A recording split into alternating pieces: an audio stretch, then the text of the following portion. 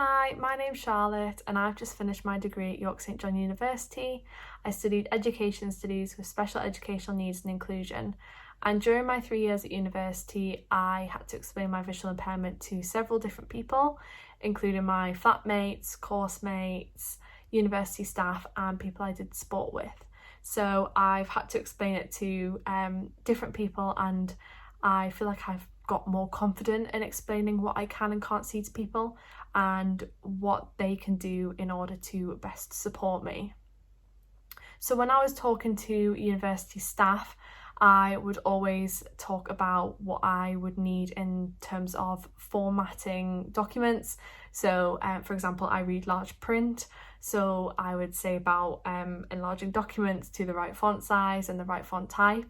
And then I talk about distance, so looking at the board at the front of the room and things like that. So yes, I would always talk about like resources and how best to support me there. In terms of social aspects, when I moved into my flat, I found it quite easy to speak to my flatmates. I was really nervous before I spoke to them, but when I spoke to them, I was sat down with them and we just had a bit of a conversation with it.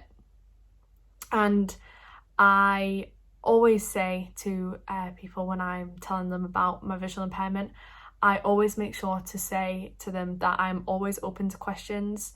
I'm always open to asking questions. I'm always open to answering questions, and it's something that I find eases the nerves a bit, because I think people can be quite nervous about asking what you can or can't see, and I think it really eases the nerves if you just say I'm really open to questions, no question is a stupid question.